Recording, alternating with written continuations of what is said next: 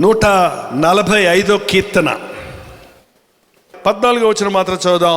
యెహోవా పడిపో వారందరినీ ఉద్ధరించేవాడు, కృంగిపోయిన వారందరినీ లేవనెత్తువాడు.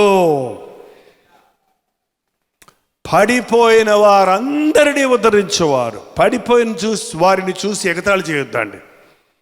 పడిపోయిన వారిని చూసి ఎగతాళి చేయొద్దు. భలే జరిగింది అనొద్దు. నాకు ముందే తెలుసు నువ్వు పడతావని పెద్ద ప్రవచనం చెప్పొద్దు. ఈ ఆరిదేరిపోయిన ప్రవచనకారులు బయలుదేరాడు. ఇప్పుడు పడిపోయినోడిని చూసి నాకు ముందే తెలుసు నువ్వు పడిపోతావని దేవుడు ఎప్పుడో చెప్పాడు. ఏం చెప్పాడు నీకు? పడిపోయినోడిని లేవనెత్తుతానని చెప్పాడు. పడిపోయినోడిని పడేస్తానని చెప్పలేదు. పడగొడతానని చెప్పలేదు. పడగొట్టేవాడు ఆయన కాదు, నిలబెట్టేవాడు ఆయన. పడగొట్టేవాడు సాతాను, నిలబెట్టేవాడు మన ప్రభు. పడిపోయిన వారందరినీ, నీ ఇంటిలో నీ బిడ్డలు పడిపోతే, శోధనలో పడిపోతే, పాపంలో పడిపోతే, ఈ రోజున తల్లిదండ్రులే బిడ్డలను క్షమించడం లేదు. నీ మొహం నాకు చూపించద్దు పో, నీ చావు నువ్వు చావు అని బిడ్డలను ఇళ్లలో నుంచి తరిమేస్తున్నారండి. జాగ్రత్త. నీ బిడ్డ ఒకవేళ పొరపాటు చేస్తే, నీ కుమారుడు ఒకవేళ తప్పు చేస్తే, ఎవరో ఒక అమ్మాయిని తీసుకొచ్చి అమ్మాయిని ప్రేమించాను, మేము రిజిస్టర్ మ్యారేజ్ చేసేసుకున్నాం అని నీ దగ్గరకు వస్తే ఏం చేయాలి? కాళ్ళకి కొడతాను, పోరా బయటకు అనాలా? ఏం చేయాలండి? పోనీలో నాయన ఉండిపో అంటే ఇంక అందరూ అదే చేయరా? పోనీలో నాయన ఉండిపో అంటే ఇంకా దేశంలో వివాహ వ్యవస్థ ఉంటుందా? తల్లిదండ్రుల విలువ ఉంటుందా? ఈ రోజున చాలామందికి తల్లిదండ్రుల విలువ తెలియటం లేదు. బిడ్డలు అసలు అలాంటి నిర్ణయాలు చేసుకుంటున్నారంటే దానికి ముఖ్యమైన కారకులు తల్లిదండ్రులే అండి. ఇంటిలో భార్యాభర్తలు జగడాలాడుకుంటూ ఉంటే మీ పిల్లలు మీ దగ్గరకు వచ్చేలా మనసిప్పుతారు. అమ్మతో చెప్తే, నాన్నతో చెప్తే నాకు పరిష్కారం దొరుకుతుందని అలా ఆశిస్తారు. తల్లిదండ్రులైన మీరు మీ బిడ్డల కోసం జీవించాలి. బిడ్డలను ఒక ఇంటి వారిగా చేసే వరకు తల్లిదండ్రుల బాధ్యత అండి. పెంచి పెద్ద చేయటమే కాదు, పెంచి పెద్ద చేసి పెళ్లి చేసే వరకు తల్లిదండ్రుల బాధ్యత. ఆ తర్వాత వారు కుటుంబంగా సిద్ధపడ్డారు, వారి కుటుంబాన్ని వారు కట్టుకోవాలి, వారిని వారు పోషించుకోవాలి. తల్లిదండ్రులుగా మనం చేయగలిగిన సహకారాన్ని వారికి అందించాలి. కానీ ఎంతోమంది యవనస్తులు చెప్తారు, మా నాన్న మాతో మాట్లాడదు, మా అమ్మ మాతో మాట్లాడదు, సరిగా మాట్లాడదు అన్నాడు. అసలు మాట్లాడదా అంటే అదట్ట కుదురు, అదేనండి మాట్లాడదు కానీ సరిగా మాట్లాడదు అంటే సరిగా మాట్లాడతామంటే ఏంటంటే సరిగా వచ్చావారా, ఫీజు వచ్చినప్పుడు ఫీజు కావాల్సి వచ్చినా అడుగుతావు, సరే అడుగు చావు అంట. అడుగు చావు ఏంటి? మళ్ళీ కొంతమంది ప్రతి బాటకి చావు పెట్టుకుంటారు కింద. మీ భాషలు ఎక్కడ ఉంటే కరెక్ట్ చేసుకోండి. తిట్టేటప్పుడు డైరెక్ట్గా తిడతారు కొంతమంది పొగిడినట్టే పొగిడి తిడతారు. దాంట్లో మన నోటిలో నుండి చావు అనే మాట రాకూడదండి, బతుకు అనే మాట రావాలి. చావు అనే మాట సాతాను సంబంధమైంది. చచ్చావంటే నీకు ఇక మారు మనసు పొందే అవకాశం లేదు. చచ్చిన వాడికి ఎవరు కూడా నరకంలో నుండి పరలోకానికి తీసుకెళ్ళగలిగిన శక్తిగా లేదు. బిడ్డలను, పడిపోయిన వారిని ఉద్ధరిస్తాడు. పడిపోయిన వారిని ఎవ్వరూ తృణీకరించకండి. కృంగిన వారిని ఆదరించండి. చాలామంది యవన బిడ్డలు ఈ రోజున తప్పుడు నిర్ణయాలు చేస్తున్నారు. ఇంకా విచిత్రం, ఈ రోజు నేను గమనించేది ఏంటంటే అబ్బాయిల కంటే అమ్మాయిలు ఆరిదేరిపోతున్నారు. బీ కేర్ఫుల్ అమ్మాయిలు. ఈ సెల్ ఫోన్ వచ్చిన తర్వాత అండి ఇంట్లో నుంచి కదలరు. ఇంట్లోనే ఉంటారు కానీ మా పిల్ల మా కళ్ళ ముందే ఉందనుకుంటారు కానీ అసలు మీ పిల్ల మనసు మీతో లేదు. ఇక్కడ ఎక్కడో ఉంది అంతే. గుస మనుషులుంటే టైపు. ఏంటండి యవనస్తులకు సెల్ ఫోన్లకి లాక్ వేస్తే వెంటనే దాన్ని తీసుకురండి నా దగ్గరికి. లాక్ వేసుకుంటారమ్మా? నా దగ్గర తీసుకురాకండి, మీరే చూసుకోండి. సెల్ పగలగొడతాను అనకండి, మళ్ళీ కొత్త సెల్ కొనుక్కుంటుంది. ఏంటండి వాళ్ళ మనసు మార్చాలి. సెల్ పాపం కాదండి, సెల్ ఫోన్లో పాపం లేదు, పాపం గుండెల్లో ఉంది. అది సెల్ ఫోన్లో ఉపయోగించుకుంటున్నారు. అందుకే మనస్సు మారాలి. ప్రభు చెప్పేది, నీ గుండె మారితే, నీ జీవితం మారితే, నువ్వు ఎక్కడున్నా సరే, ఎలాంటి కల్చర్లో ఉన్నా సరే నీతి నీలో ఉంటుంది. కాబట్టి స్తుతి నీకు కలిగి ఉంటావు కాబట్టి, కృతజ్ఞత కలిగి ఉంటావు కాబట్టి, ఏ స్థాయి నుండి ఈ స్థాయికి వచ్చావని ఎరుగుంటావు కాబట్టి ఎక్కడున్నా ఆయన సాక్షిగా ఉండగలుగుతావు. పడిపోయిన వారందరినీ ఉద్ధరించేవాడు, కృంగిపోయిన వారందరినీ లేవనెత్తేవాడు. 15వ వచనం ముగించుకుందాం. సర్వజీవుల కన్నులు నీ వైపు చూస్తున్నవి, తగిన కాలమందు నీవు వారికి ఆహారం ఇచ్చున్నావు. నీవు నీ గుప్పిలి విప్పి ప్రతి జీవి కోరికను తృప్తిపరచుచున్నావు. రెండోది, ఈ రోజున మనకు లేనిది తృప్తి. తృప్తి లేని వాడి నోట సనుగుడు ఉంటుంది, కృతజ్ఞత లేని వాడి చోట గొణుగుడు ఉంటుంది. దేవుడు ప్రభు అంట గుప్పిలి విప్పితే ప్రతి ప్రాణి, ప్రతి జీవి కూడా తృప్తి పొందుతుంది.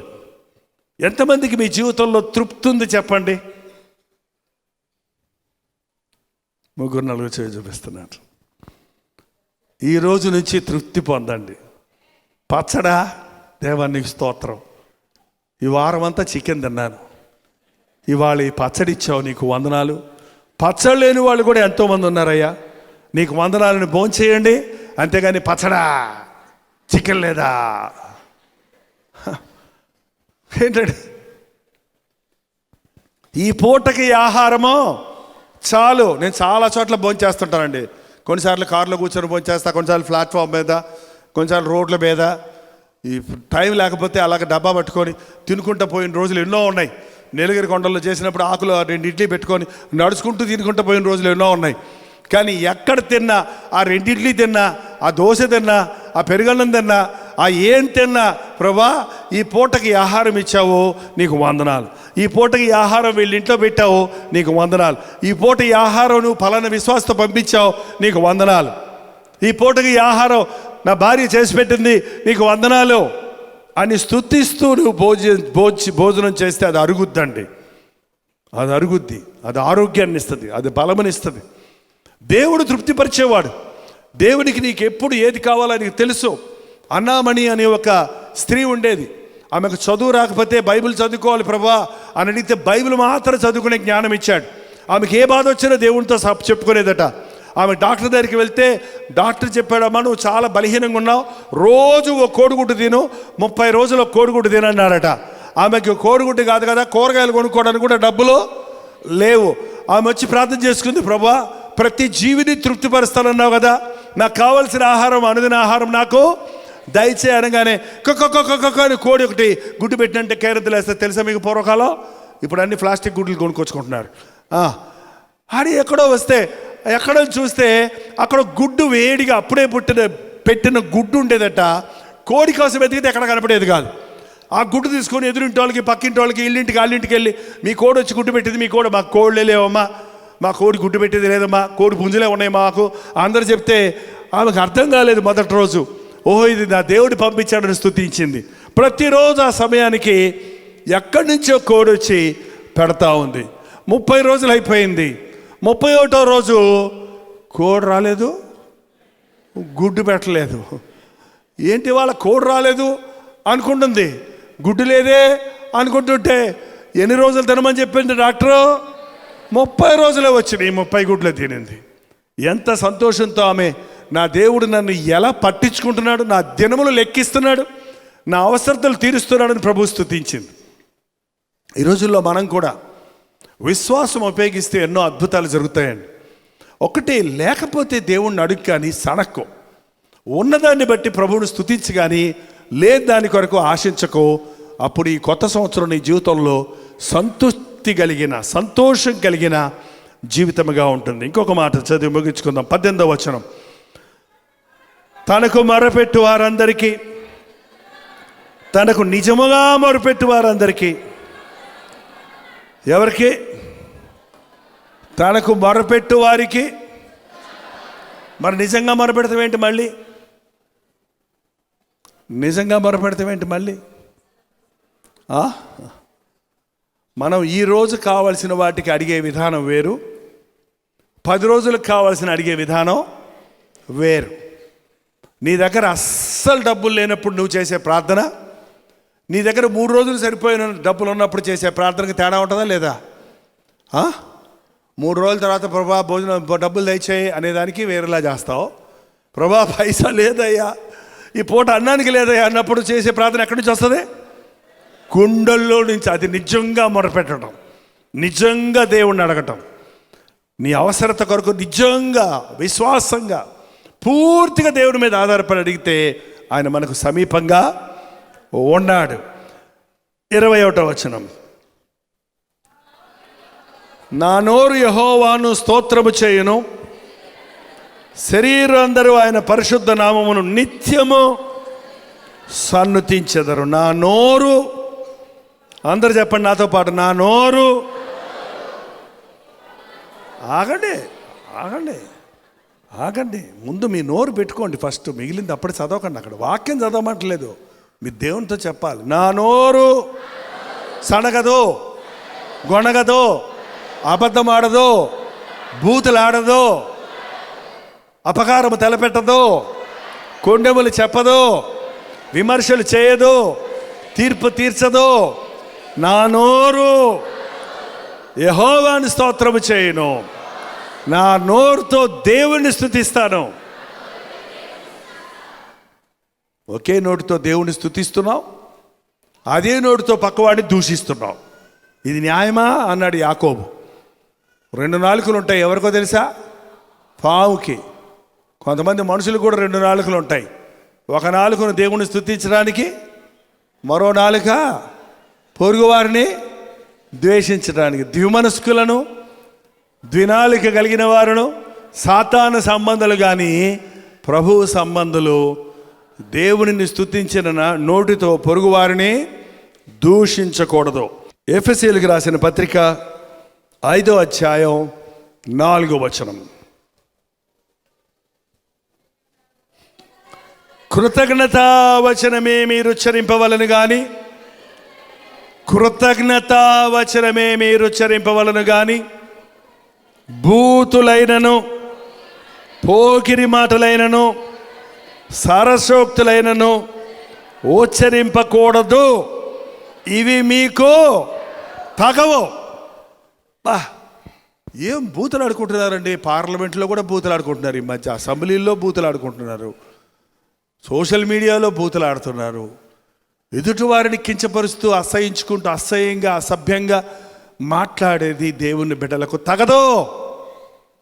మీ నోట బూతులైనను, సరసోక్తులైనను, ద్వంద్వార్థంతో మాట్లాడతారు కొంతమంది, ద్వంద్వార్థంతో మాట్లాడతారు, తప్పుడు మీనింగ్ వచ్చేటట్టు మాట్లాడతారు, వంకర మాటలు మాట్లాడతారు. ఇవి దేవుని బిడ్డలకు తగదు.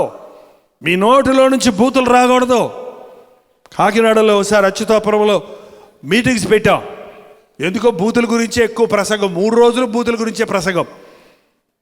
ఆ తర్వాత అక్కడ పాస్టర్ గారు వచ్చి చెప్పారు, భలే చెప్పారండి, మా ఊరోళ్ళందరూ నోరు ధరిస్తే బూతులేనండి, సాయంకాలం పైపుల దగ్గరికి వెళ్తే ప్రపంచంలో ఉండే బూతులన్నీ ఇలా నోట్లోనే ఉంటాయండి, గాల్లో ఎగురుతూ ఉంటాయండి అని చెప్పారు. అప్పటి నుంచి ప్రభా ఆ మీటింగుల తర్వాత ఈ బూతులు ఆడేవారిని మార్చు అని ప్రార్థన చేసేవాడిని. ఒక 6 నెలలు అయిన తర్వాత ఒకసారి పాస్టర్ గారు ఇంకో చోట కనపడ్డారు నాకు. ఏమండి మీ ఊర్లో బూతులు ఏమైనా తగ్గాయా అంటారేంటండి? దేవుడి మహాకృప వలన బూతులాడే సిస్టర్స్ అందరూ మారిపోయారండి. పైపుల దగ్గర ఏ గొడవ వచ్చినా కూడా, సరే అక్క నువ్వు పెట్టుకో ముందు, సరే నువ్వే తీసుకెళ్ళి అంటున్నారు. ఒకరికొకళ్ళు ఎక్కువ ప్రేమ చూపించుకుంటున్నారు. ఒకవేళ ఎవరి నోటులో నుంచి అయినా గబక్కన ఒక బూతు మాట ప్రారంభమైతే, జైపాల్ గారు జైపాల్ గారు అనగానే చూస్తుంటున్నారట. దేవుడు తన మాటను పరిశుద్ధాత్మ శక్తితో అందించినప్పుడు అండి, ఆ మాట ప్రభావం మనుషుల హృదయాల్లో క్రియ జరుగుతుంది. ఈ రోజు నుండి ఇళ్లలో ఉన్న వారి నోట్లో నుంచి బూతు మాట వచ్చిందా అని నాకు ఫోన్ చేసేయండి. నేనేం చేయను, మీకోసం ప్రార్థన చేస్తాను. ప్రభువా కృతజ్ఞత కలిగిన నోటిని దయచేయను ఆయన. పాత నోరు మాకొద్దున ఆయన, రంకెలేసే నోరు, కేకలేసే నోరు. యేసు ప్రభు రంకెలు వేయుడు, కేకలు వేయుడు, వీధులలో ఆయన కంఠధ్వని వినబడదు. ఒక్కటేనండి, మీ కోపం వస్తుంది. ఎందుకంటే కోపం రప్పిస్తాడు.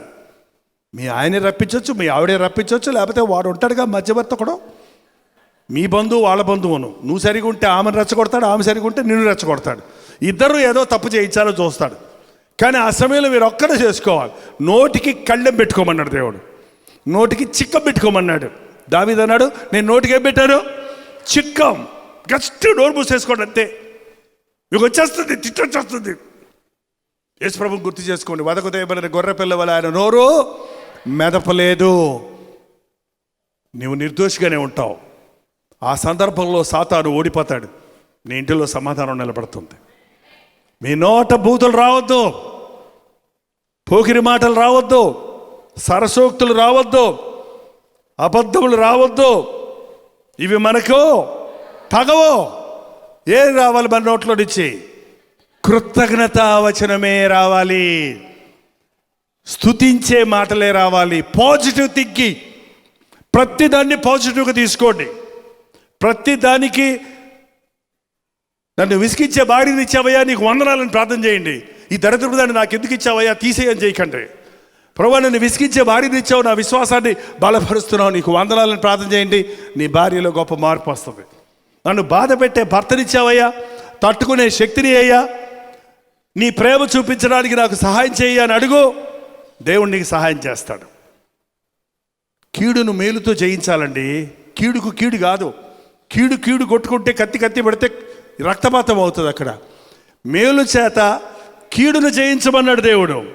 కాబట్టి ఒకవేళ నీ పక్క వారు, నీ ఇంటి వారు, నీ భార్య, నీ పిల్లలు నిన్ను విసిగిస్తే అప్పుడే వస్తుంది మన నిజమైంది.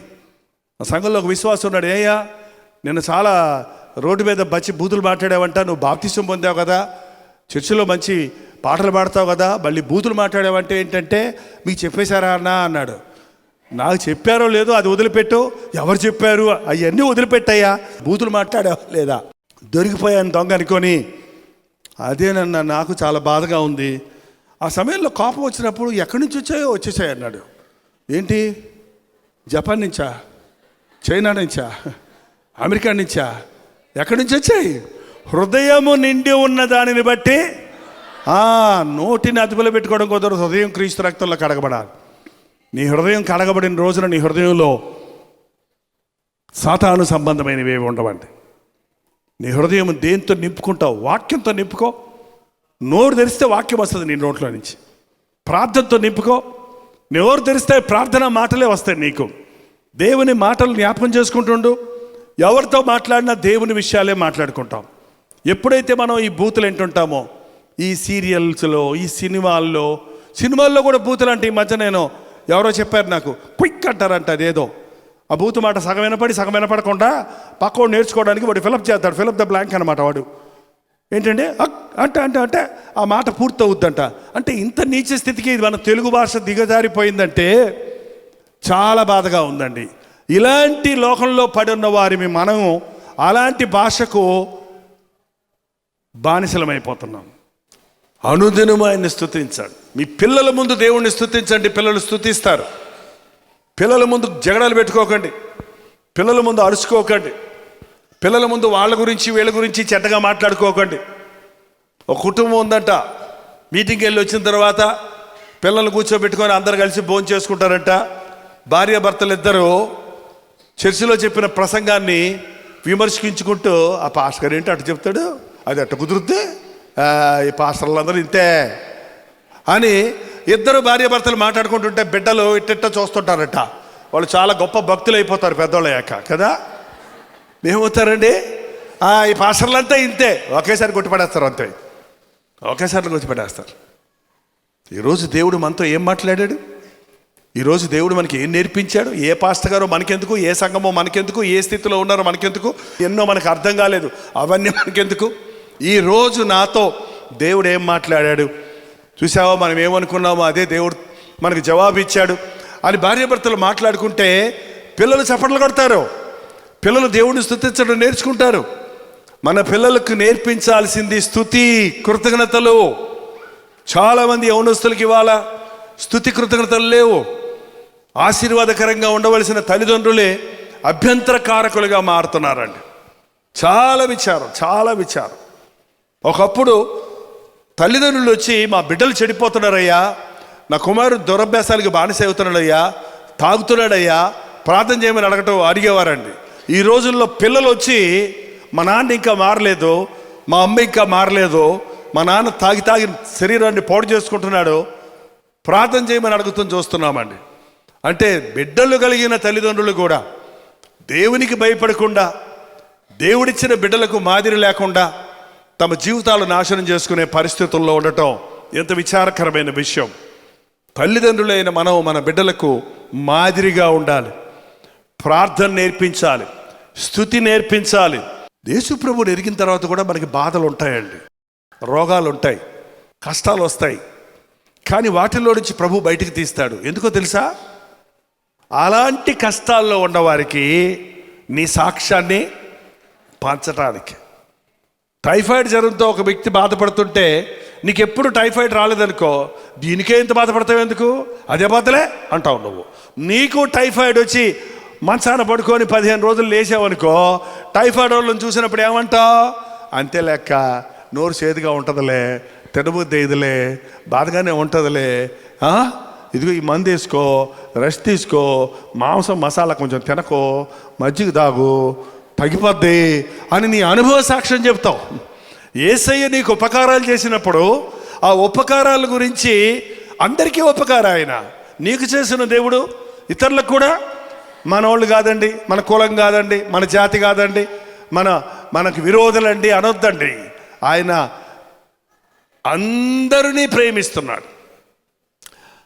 చెడ్డవారి మీద మంచివారి మీద కూడా సూర్యరశ్మిని వికసింపజేస్తున్నాడు, వర్షము కురిపించజేస్తున్నాడు. మంచోడు గులాబీ చెట్టు వేసుకుంటే మంచి గులాబీ, చెడ్డోడు గులాబీ చేసుకుంటే గబ్బు వాసన వస్తుందా? చెడ్డోడు ఇంట్లో గులాబీ చెట్టు వేసుకున్నా గులాబీ వాసన ఏమొస్తుంది? ఆయన అందరికీ ఉపకారి.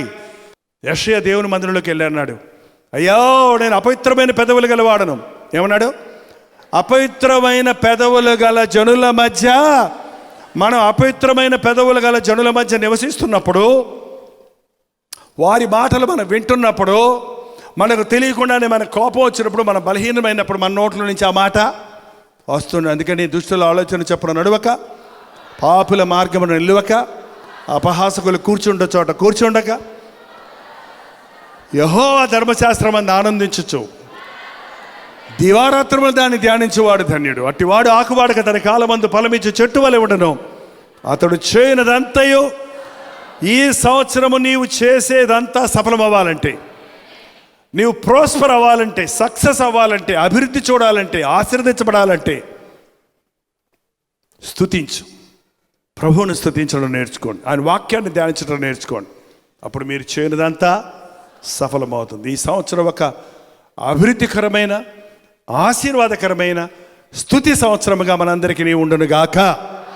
లేచి నిలబడి ప్రార్థన చేసుకుందాం. కొద్ది నిమిషాల్లో మనం వెళ్ళిపోతున్నాం. ఒక నిబంధన చేసుకోండి. ఈ రోజు నుండి దేవుడు చేసిన మేలు నేను తలస్తాను. నాకు జీవం ఇచ్చామయ్యా నీకు వందనములు, నా కుటుంబం ఇచ్చావయ్యా నీకు వందనములు, నాకు భర్తనిచ్చావయ్యా నీకు వందనములు. ఎంతోమంది భర్తను పోగొట్టుకుని అవస్థపడుతున్నారు. నాకు భార్యనిచ్చావయ్యా నీకు వందనాలు. ఎంతోమంది భార్యలు లేక అనేకులు అవస్థపడుతున్నారు, వేదన పడుతున్నారు. నాకు గర్భఫలం ఇచ్చావయ్యా నీకు వందనాలు. నాకు చిన్న ఉద్యోగం ఇచ్చావు నీకు వందనాలు. చిన్న ఇల్లు ఇచ్చావు నీకు వందనాలు. నన్ను సజీవుడిగా ఉంచావు నీకు వందనాలు. లెక్క పెట్టుకుంటే ఎన్నో వస్తాయి మేలులు. నాకు కళ్ళు ఇచ్చావయ్యా వందనాలు. నాకు చేతులు ఇచ్చావయ్యా వందనాలు. నాకు కాళ్ళు ఇచ్చావయ్యా నీకు వందనాలు. నాకు ఊపిరి ఇచ్చావయ్యా నీకు వందనాలు. తల్లిదండ్రులు ఇచ్చావయ్యా నీకు వందనాలు. కుటుంబం ఇచ్చావయ్యా నీకు వందనాలు. పడినప్పుడు నన్ను లేవనెత్తావయ్యా నీకు వందనాలు. కృంగినప్పుడు నన్ను ఓదార్చావయ్యా నీకు వందనాలు. రోగునైనప్పుడు నన్ను స్వస్థపరిచావయ్యా నీకు వందనాలు. చావాలనుకున్నప్పుడు బ్రతికించావయ్యా నీకు వందనాలు. నువ్వు ఉపకారివని లోకానికి చాటడానికి నాకు సహాయం చేయి. నువ్వు పడిన వాడిని ఉద్ధరించేవాడివని, పడిన వారిని చూసి ఎగతాళి చేయక వారిని ప్రేమతో నీ సాక్ష్యం ఇచ్చినకు నాకు సహాయం చేయి నాయన. కృంగిన వారిని లేవనెత్తడానికి సహాయం చేయి. నన్ను రక్షించిన ప్రభువా, నా చుట్టూ వారిని రక్షించు, నా ఇంటి వారిని రక్షించు. నన్ను ఆశీర్వదించావు, నన్ను ఆశీర్వాదకరంగా చేయ్యా. ప్రతి ఒక్కరూ నోరు తెరిచి ప్రార్థన చేయండి. ప్రార్థన. పరిశుద్ధుడా, ప్రేమగల తండ్రి, ఒక్కసారి నీ బిడ్డలను చూడు నాయన. ప్రతిరోజు స్తుతితో మా దినచర్య ప్రారంభించడానికి సహాయం చేయ్యా. ప్రతిరోజు నీ సహాయం మాకు దయచేయి నాయన. ఆపదల నుంచి తప్పించు నాయన, యాక్సిడెంట్ నుంచి తప్పించు నాయన, సాతాను ఉచ్చుల నుంచి తప్పించు నాయన, సాతాను బంధకముల నుంచి తప్పించు నాయన. మారని వారి మధ్య మేముంటుండగా వాళ్ళ వల్లే మేము మారిపోక మా మౌనముతో వారిని మార్చడానికి, వారి ప్రేమతో వారిని మార్చుకోవడానికి మాకు శక్తి దయచేయి. పాత దానిని విడిచిపెట్టని స్థితిలో ఎవరెవరు ఉన్నారో అటు వారిని ఈ రాత్రి నజరేయుడైన యేసుక్రీస్తు నామములో విడుదల చేయించున్నాము నాయన. పాతవి గతించిపోయినవి, సమస్తము కొత్తమైనవన్న అనుభవం మా జీవితాల్లో దయచేయి నాయన. ప్రేమ సమాధానాలు మా ఇంటిలో ఉండాలి, స్తుతి కృతజ్ఞతలు మా ఇంటిలో ఉండాలి. మా ఇంటి వారి మధ్య ఏక మనసు ఉండాలయ్యా. ఇది మొదలుకొని నేను మిమ్మల్ని ఆశీర్వదిస్తానన్నమాట ఈ కొత్త సంవత్సరంలో అనుదినము అనుక్షణం మా జీవితాల్లో అనుభవించడానికి సహాయము చేయమని యేసుక్రీస్తు నామములో అడుగుచున్నాము తండ్రి. మన తండ్రి అయిన దేవుని యొక్క ప్రేమయు, కుమారుడైన క్రీస్తు యొక్క కృపయు, ఆదరణకర్త అయిన పరిశుద్ధాత్మ యొక్క సహవాసము కూడి వచ్చిన మనందరికీ ఇప్పుడును సదాకాలము తోడై ఉండను గాక. ఆమేన్, ఆమేన్, ఆమేన్.